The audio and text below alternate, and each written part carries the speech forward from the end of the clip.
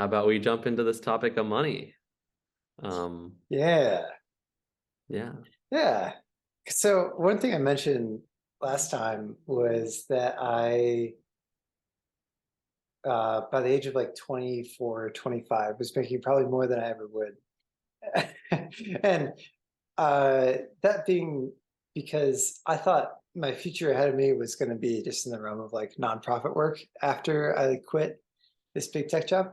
And I wanted to get like a little bit more specific about this because um, I haven't heard many other people talk about it, and I'm willing to share because I don't really have anything to hide here. And I think it's something maybe people doubt is how much they can live off of, or yeah, and I just have the numbers now, so it's kind of interesting to share. So at the time that I left my job, I I think I was at 70K per year on a salary. And then I had just gotten a raise a month before I quit for 78K. So for 1 month, I had that salary range. And then I left. And I had, at that point in my life, when I quit in 2018, about 60K in the bank in total. And then I just watched it go down from there on out, basically, until I had like other moments of like briefly finding moments of income where I've had that teaching job, which really didn't pay very much. And then I had another, again, that nonprofit tech job in 2020, which also paid very little. Um, but yeah, something interesting about this was like when I told my family what I was making, they were very surprised because it was double what I was making in Illinois.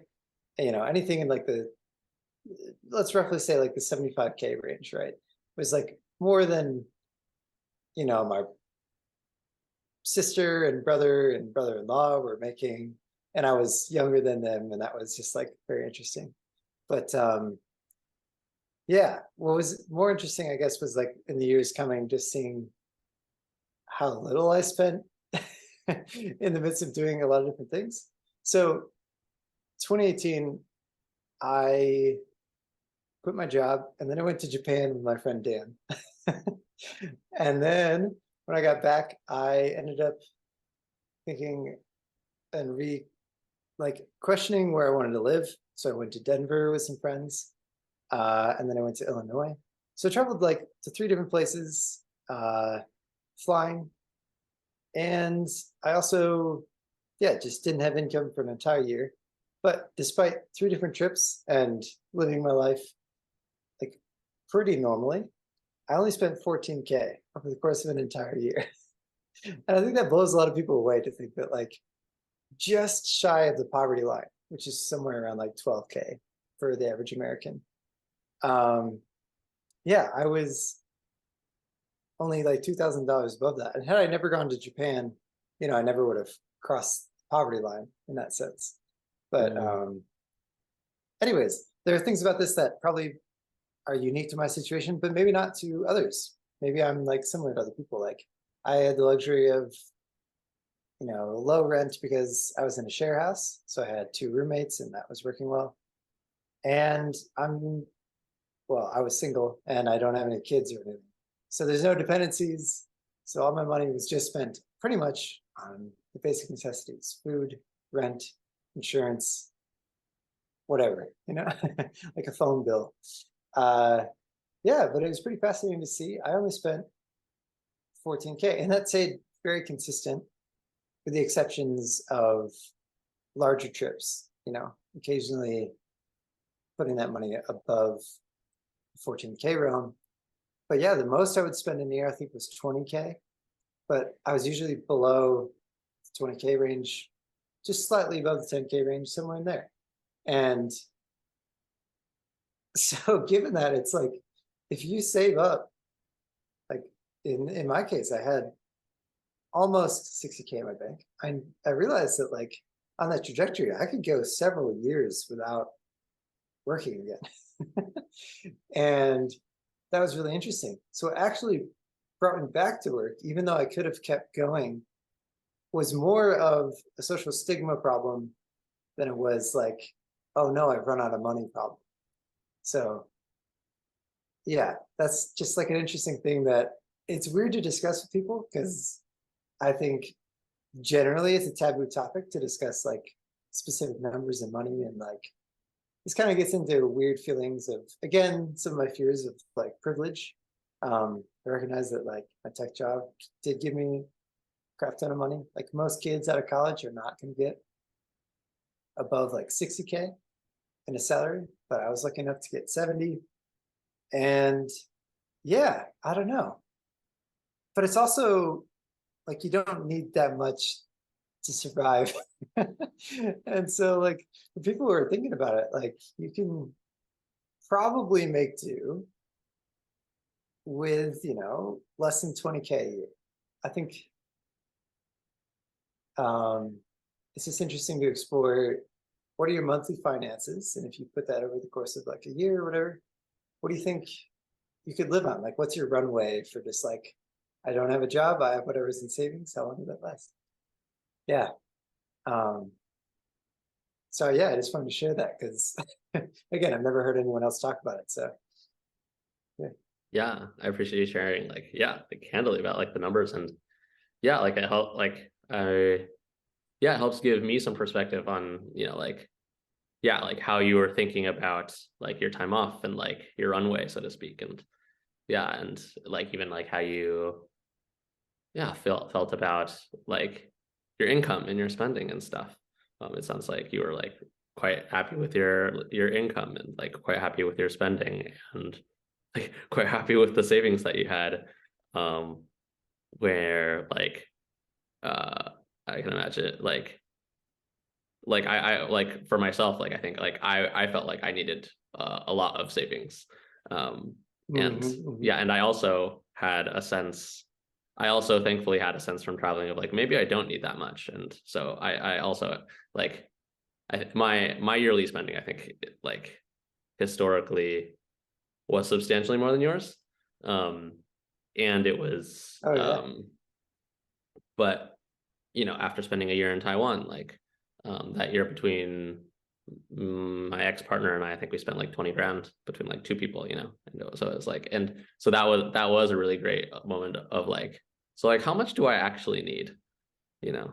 Mhm, mhm. And to like experientially like answer that, like, you know, like in how like you live and how like in that year for me was like, yeah, it was super valuable in terms of like calibrating, you know, this question where like, yeah, like it's so um yeah, financial scarcity is such a like, you know, dare I say like collective wound.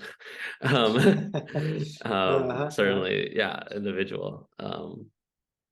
Yeah. Yeah, so I feel like that's, yeah, thank you for sharing that, like had some valuable context where like, you know, you were mentioning like that uh you know, some of the jobs that you did pick up like actually like were primarily not like that. It was really interesting for you to hear you say, yeah, that it was primarily not finance oriented, like it was like social stigma oriented. Mhm. Yeah. Yeah. Yeah. For, I guess, another little numbers context for that, like teaching over the course of doing that for about half a year, I made less than 20K in total. And then Mm, when I picked up this job in like a, I'll call it nonprofit tech, like startup, I made like in the first year 28,000 and the second year 34,000. So very little mm, in that regard. And that leaves me now that I've been out of that job for a while, like I've only got about 17K left in the bank. And so I'm mm, running that out for a little bit. I think like once I hit around the 10K range, that'd be like, I cannot do anything anymore. I need to just like, yeah. yeah, I absolutely have to get a job. But I mean, Yeah.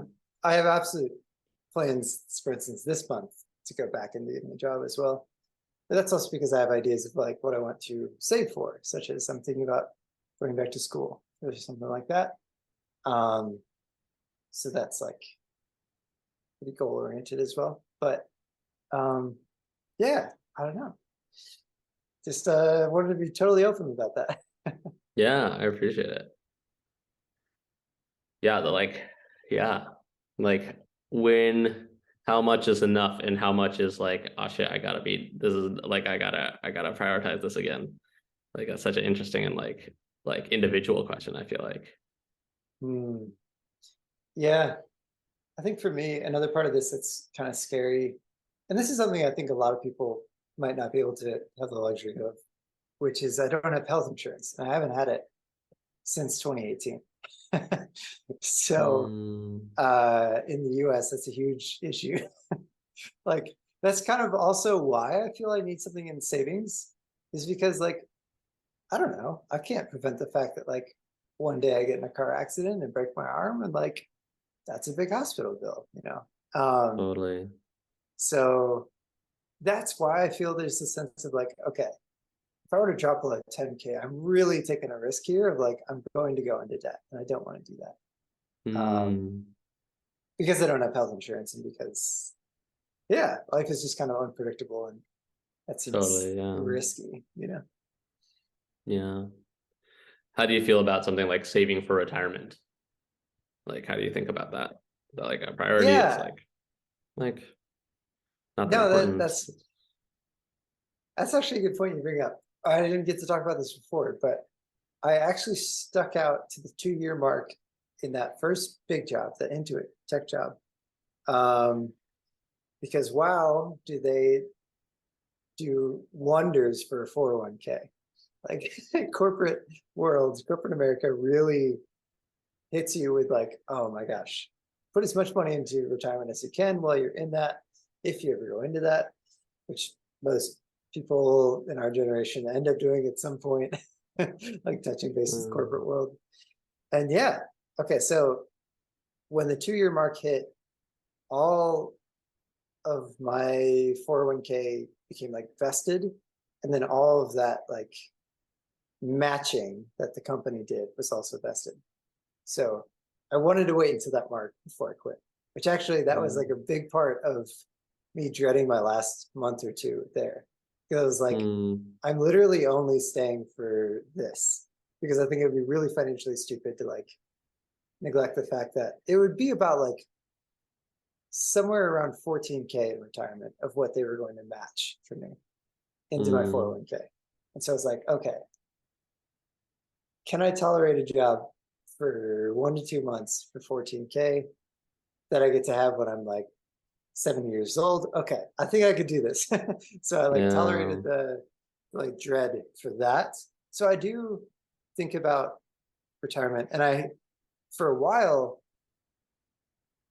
that's actually where a lot of my money went, um, over the past years, actually over the past 5 years. I'd say like half of that money that I started with at that like 60K range, half of that now is invested. Um, Mostly in retirement accounts, like IRAs and stuff, but some also in like stocks and things like that, right? But yeah, Yeah. so that's important to me to look after Yeah. my future self, I guess. Totally. Yeah. Yeah. And it like alludes to like a bit of a like, it's like there is some conversion rate of like time to money that like of like, you know, you are willing to at least at that time stomach Mhm. like at least in the short to medium term, like not enjoying what you were doing for, you know, a month or two, but you know, for that 14K. Or like, you know, I don't know, like if someone offered me $1 billion right now to do something I don't want to do for 5 minutes, I would probably do it. You know, like there's a point at which like it's like, okay, like there's just like a like Yeah. yeah, but like what that point is like so contextual. Um, Hmm. yeah, yeah, Yeah. Yeah. yeah. Yeah. I was definitely raised by a family where, you know, my parents, my grandparents were all kind of like Great Depression era children. So they're like Mm, extremely frugal and money savvy, and like just always craving financial security kind of a feeling, and wishing that upon their children and their children's children. So mm, like that pressure I don't know, has been on me for a long time. And I think like that through Um, osmosis, I've adopted that, yeah, which I guess it's good in the sense that like it really got me to figure out retirement stuff early, like in my early 20s. I think that's really good that I started investing in my early 20s. I think a part of that was due to just like familial pressure. Like you yeah. need to be How has that financially pressure felt? secure. Um, I guess what I'm saying is I'm grateful that it made me proactive. Um, but it Yeah. also took that interesting spin where when I chose to leave my job and I didn't have another one lined up, my father said directly to me, like, hey, like, you can't pause life, David. As in, like, there can't be a time in which you don't have a job. There always has to be like a complete blended Because overlap, a job is complete life. gap. Yeah, so that was kind of interesting. Where again, like, yeah, as I said Mm, last time, like kind mm, of proving that I was going to be okay took a while to do and like surprise them. mm.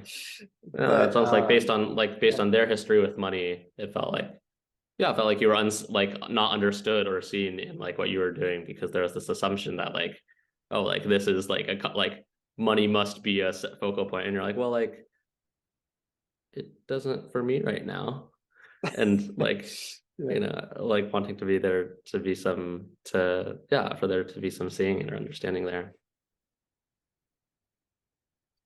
I think it was weird too. Like, I don't know how many people have conversations with their parents as well about like, here's how much money I have saved in the bank.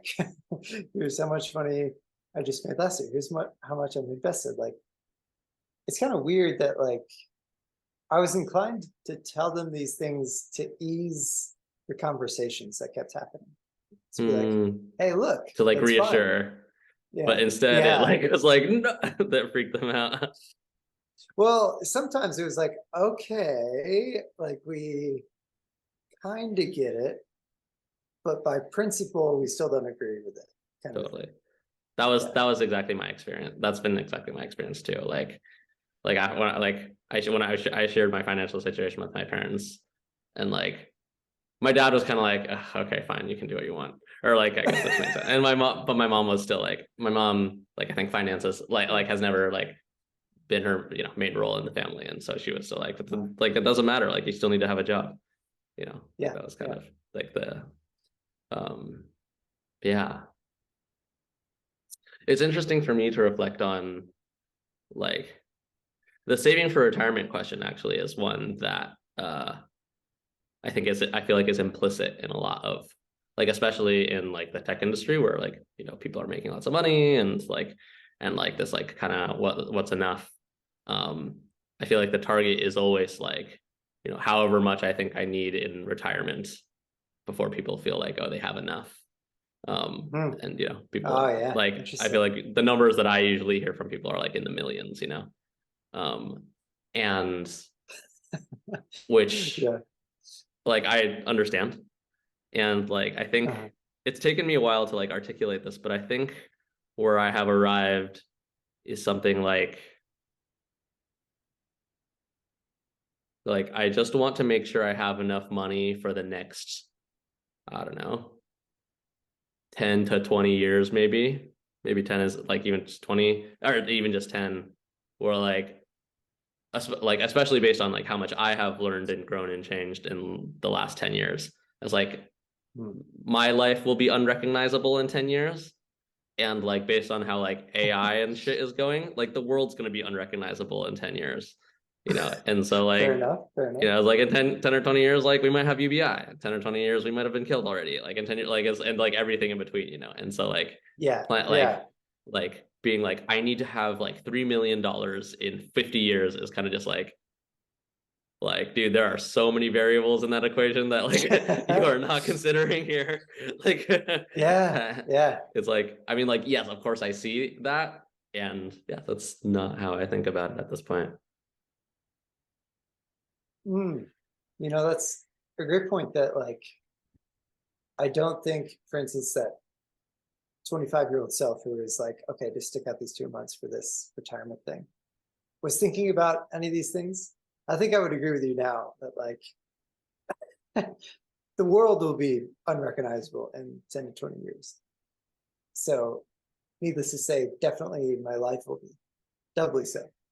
And that's exciting, but it's also like unpredictable in a way that it kind of throws into question retirement and investment.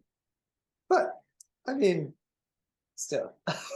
Yeah. And it calls into question the idea of like, I think many people think that they need like a huge lump sum to stop working at any point for like a huge runway. Totally. But I think that gets really called into question as well, because again, like it would be really crazy, but like we could see universal basic income in our lifetime, maybe. It's probably doubtful, but like who knows, you know, what the percent chance of that happening is. But anyways, the idea that other changes in the economy could, yeah, super unpredictable. But anyways, in the meantime, like it's really not that bad to take a break. I think it's something that, yeah, when you talk about somebody saying, "Oh, I need millions to like even begin thinking about pausing," or just thinking that like I wouldn't pause until I hit retirement and then I'm done forever. I think that's interesting because it doesn't have to be that way. You know, you can start or stop work at any time. I think one quick point to add to this, that like my parents worried about this so much, and I know a lot of other people did too, especially for me, and just how they talk about this is that if some person sees on my resume or could like somehow find out that I didn't work for a certain amount of time, that I'm just like doomed, that no one will ever hire me, that like nothing will ever happen. I just think that's completely BS.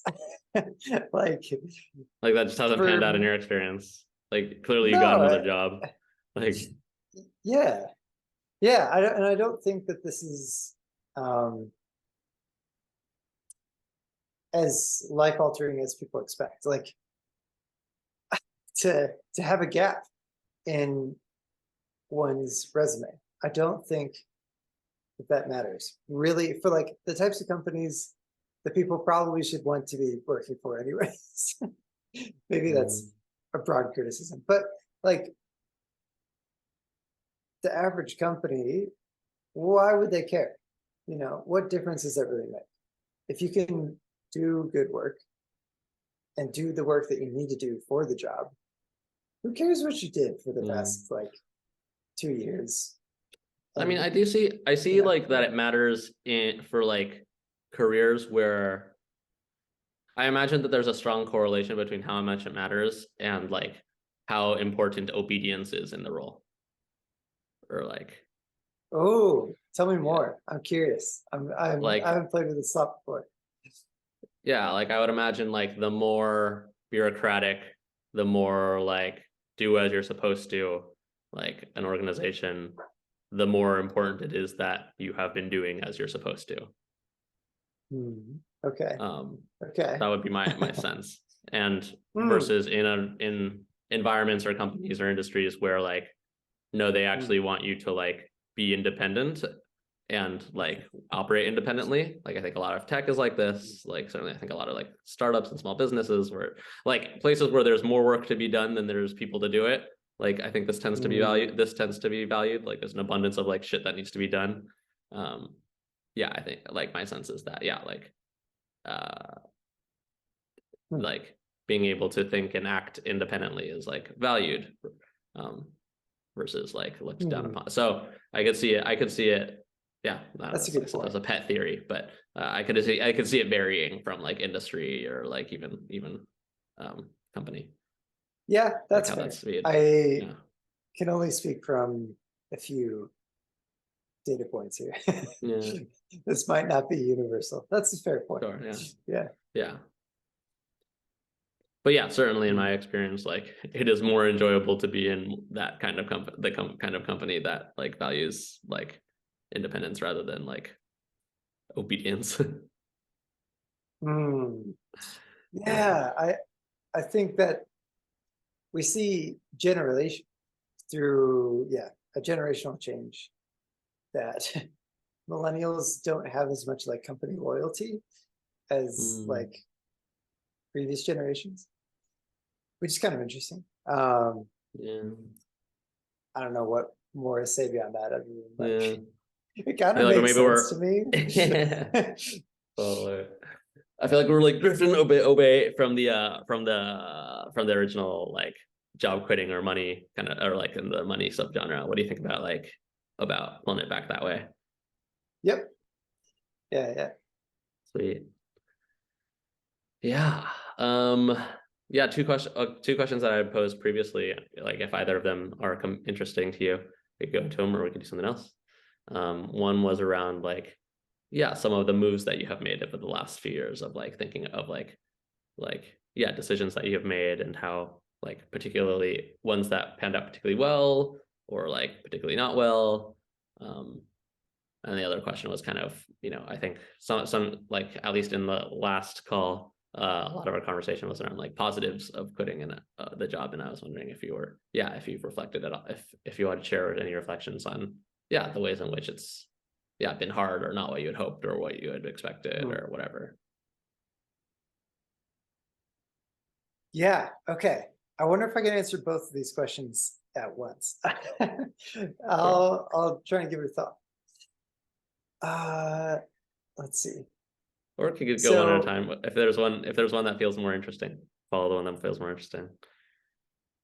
I think this is kind of like the best and the worst of what I've done, what I've seen, and in a way, what I would like recommend to my younger self, who's just getting Hmm. into this, to see the differences here. Basically, I'd say this, which is my younger self at 25, I thought I knew a lot more than I did, but I was also eager, curious, and excited to learn, which is really, really good. So all the time that I spent learning independently, outside of school setting, outside of a work setting, just digging into learning, so good, so valuable, so rewarding, so like like compounding positive effects into my life ever onward. I probably can't express that enough to a younger version of myself. That's just like, you think you know more than you do, keep learning more, keep going, keep learning, keep digging, keep researching. This is going to be the most valuable thing you could do. You're really young, you're a little bit naive, keep digging, keep digging. I think that's just like what I would tell myself to do. And a lot of that time needs kind of the space and the luxury of like not having a job weighing over your head all the time. And so the fact that I took a lot of time off of work to think and explore things, I think that the more valuable time was spent learning things. And actually, rather than the younger version of myself that's like, I know exactly what I'm going to do. I'm going to build this nonprofit. I'm going to build this app. I'm going to build this website. I'm going to build this educational resource. I'm going to create this curriculum. I'm going to do this thing. All my efforts into like those were good. Like I'm glad that I did them, but I largely failed. And I think that that's also good. But like, I think I failed because I was doing more like doing than learning at some points in this. I've alternated in terms of like, is the majority of my time spent like trying to build something that I'm fairly convinced is like the thing that I need to build right now? Or am I unsure about what I'm building and I need to just learn and learn and learn? Like the differences between those, I'd say I largely failed building things, but that's good. I learned a lot through the process, but I probably could have learned more if I just was like a little bit less confident or convicted that like this is the idea, and just was more curious to be like, oh wow, like there's still so much more to learn. I hope that's not too abstract, but basically Hmm. that's how I would view this, is like some of the best things that really, I don't know, paid off was just learning more. And then some of the worst parts were just thinking I could figure everything out, trying to build stuff, trying to do things, and then failing. And again, I think it makes sense. I don't think the average 25-year-old is going to build a nonprofit or is going to build like the next development in like a theory of well-being and positive psychology or whatever it was that I was like ambitiously pursuing. Like, it's just so unlikely that the 25-year-old version of me was going to do that thing. And I definitely didn't. I totally failed in a lot of different projects. But yeah, I was trying to like bring that together in a fun way. But yeah, we can revisit your question, Sam, to see if I answered. Well, no, that's really interesting. So like basically if what I'm hearing is like for projects where the goal is implicitly like success, I assume like kind of like externally measured by like adoption or interest or whatever, like what you found is that yeah, like there was like, it sounds like there's like your experience like brought you a lot of humility of like of you know, not necessarily being so confident in that like, oh, like this is definitely it, like not in a like don't do it way. Like it sounds like the doing is how you learned it all, and so the doing and the trying and the experimenting and, you know, failing and like all of that, like it sounds like you're like, yeah, like keep doing that. Is just like it sounds like it's more about like the mindset and the attitude of like maintaining the humility like throughout of like yeah, like I care a lot about this and like it seems really cool and I think it has a lot of potential, and like remembering the like, yeah, and I'm young and I don't know, and so like, you know, like keeping the emphasis on learning. Yes, yeah, like would it be yeah, that would have been valuable, and like maybe say like yeah, right. Yeah, Maybe a simple way to put it is, if there's a balancing scale, to oversimplify this like analogy of like learning versus doing, I think sometimes I was like heavily weighed in the doing category, especially early on, versus the learning. And right. I think if I were to go back and do anything differently, I'd switch the scales on that. But I think also it is a good point that you're recognizing that, yeah, it brought about humility and learning in itself. So, you know, doing isn't so bad after all. It's just, yeah, one must fuck you're gonna around in fail. order to find out. Yeah. Totally. Yeah, that really resonates. Yeah. Yeah, I would say that like that was, yeah, experimenting and learning was relatively explicitly like the focus of my intention when I quit my job, and the focus of I think the whole time really. And that's paid dividends a lot. That's really yeah, been incredibly rewarding for me. Yeah. And I was lucky to be able to cultivate that mindset. Yeah, so that really resonates. Like what's been hard about it, like what like that you didn't expect, that that didn't pan out the way you hoped. I guess again, the idea of just failing a lot was kind of hard for well, I think pretty much anybody, but yeah, young me who was just like, I'm forging my own path. Okay, I see why everybody was like questioning me in the process, because I keep failing, and that's okay. But yeah, I think it is difficult to carve your own path, so to say. It sounds super cheesy and cliche, but basically, in most of the projects that I've tried to create, I have struggled to find a way to do that in a collaborative effort. It's been mostly kind of I'm the lone wolf, whatever. And yeah, I'd say that that's unfortunate and hard. I don't necessarily want it to be that way. I just feel like it's often been that way. And I don't know how to, sometimes I haven't known how to change that or address that. Yeah. Yeah. And then in turn, I've definitely just failed a lot, trying to do my own things and not knowing what to do. You don't really get a guidebook handed to you about like, here's the steps you need to take. And I haven't known many other people, so lack of maybe mentorship in a realm of very confusing thing of going your own way. Yeah, there's a lack of readily available advice, maybe. Combination of these factors makes that very difficult. And it's been some of the hardest points of this. Yeah. Yeah.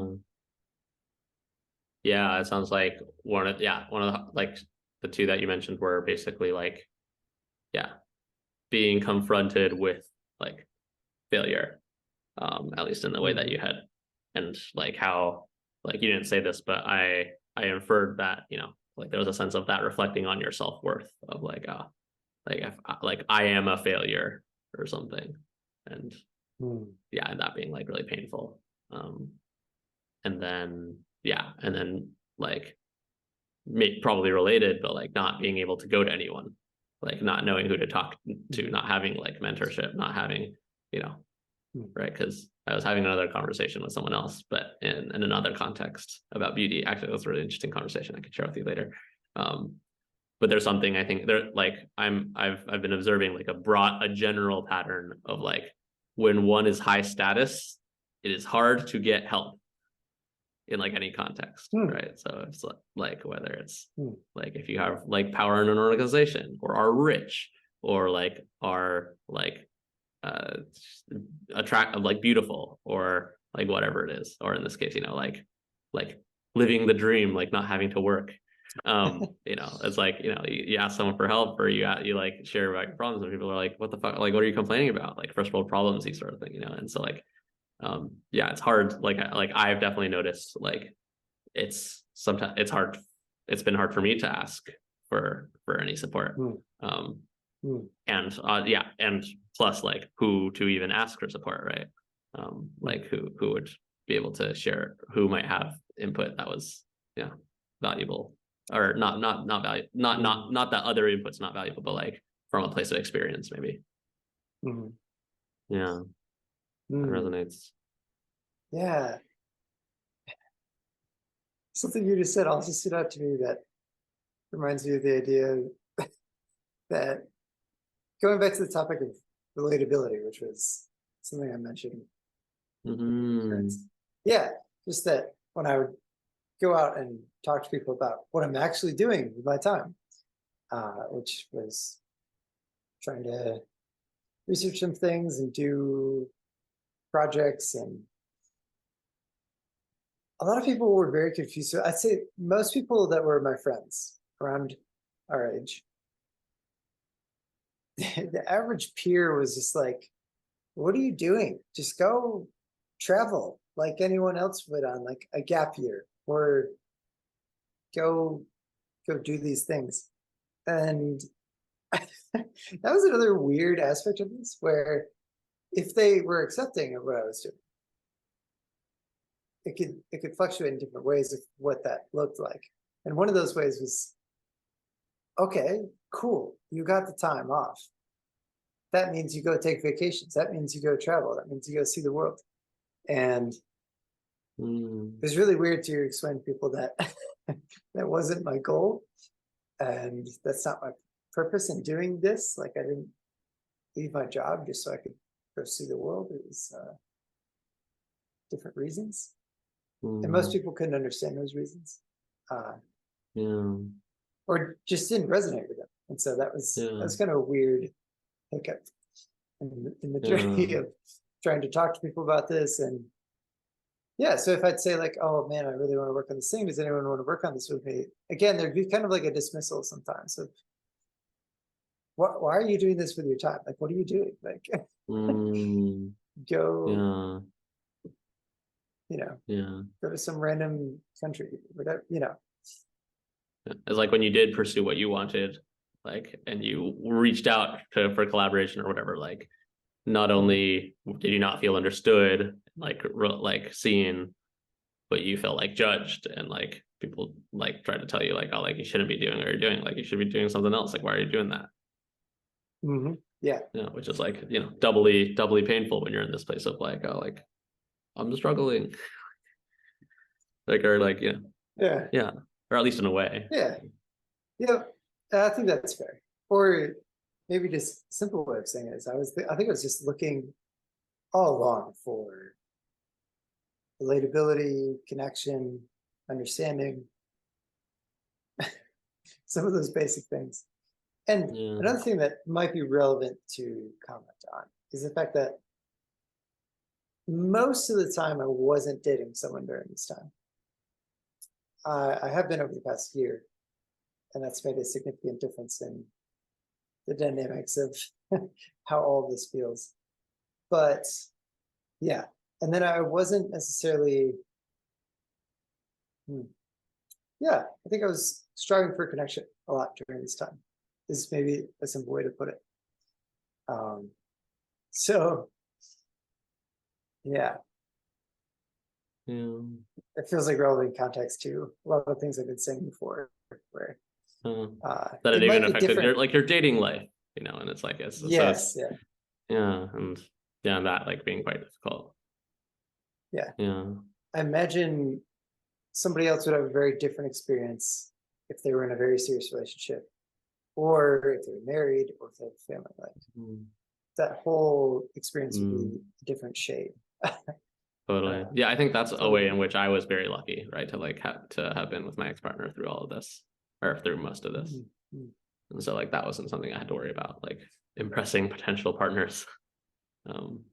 Yeah. Yeah. Yeah. Yeah. It's interesting to reflect on like the first thing that you shared about like, yeah, like it's been hard to try a bunch of stuff and like feel like I failed. And like, yeah, I yeah, I can't help but wonder like to what degree that stops like the majority of the adult population from setting out and doing what they actually want to do. You know, like this, like, yeah, this fear of failure. Yeah. Dang. How, yeah. I'm glad you called that out, actually, because reflecting on it, I think a part of what did work for me to actually do some stuff, and yes, it didn't pan out, and yes, it did fail. So I'm not saying this is a recipe for success at all, but I was like fairly confident in myself. And at least, well, okay, here's the difference. Confidence that I should do something. I think that's a little bit different than saying like extremely confident in the project itself or extremely confident in myself. But maybe it's more of like a conviction. And I'm not going to say like a should or an ought to do something, but it is kind of like that. But more of like a compulsion or a calling or a aspiration. I don't know. I felt it was a very positive thing. It's just, again, I was very young and I didn't learn enough first. So that's why I think I would attribute that to the reasons why this failed. But the reasons why I did anything in the first place and like really threw myself at it is probably because of a strong sense of intrinsic motivation that's just like, I need to do something. It's a feeling of there's nothing I would rather do.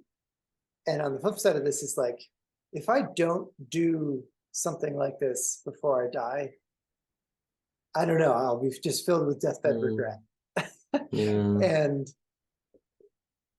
that's like a way that I often refer to it. But it's not like I'm living with fear of like, oh no, I'm going to die soon. And oh no, like, I'm not going to get this done.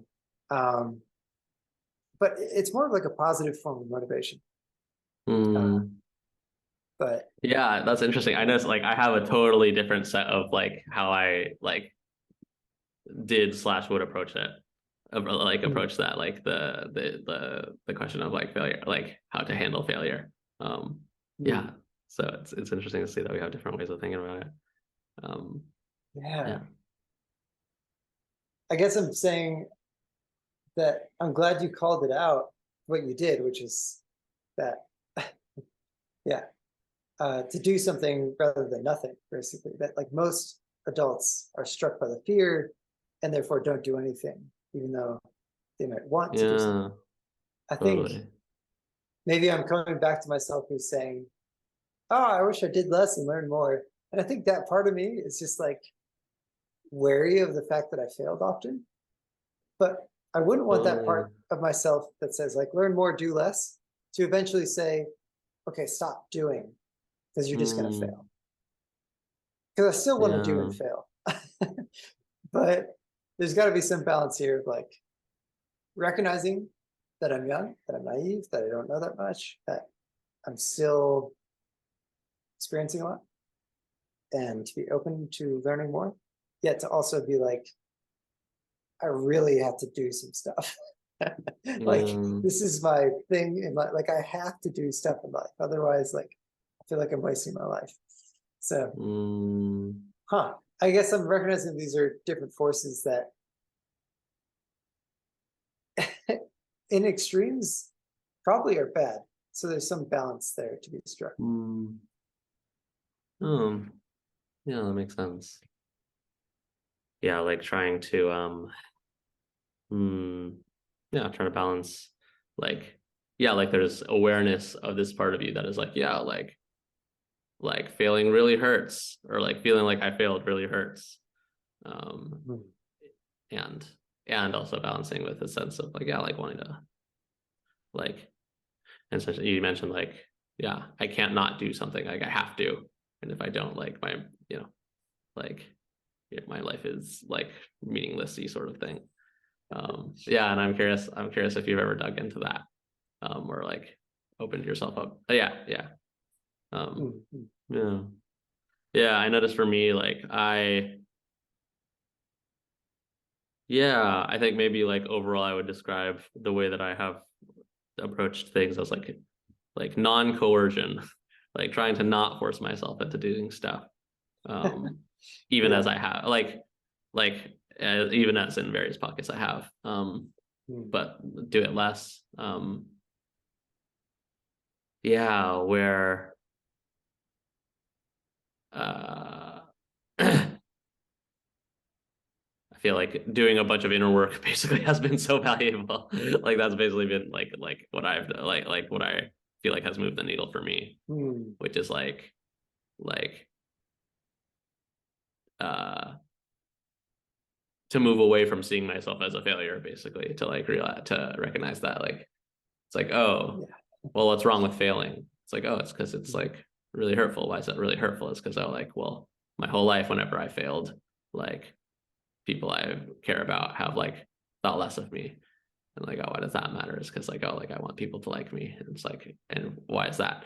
Because if people don't like me, then I don't like myself. And it's like, okay, well, what if I could like Mm. it myself?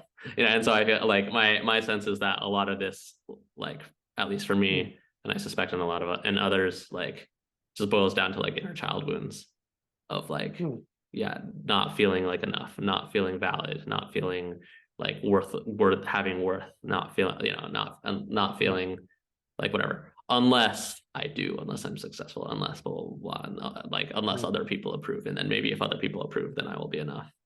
um Mhm. Mhm.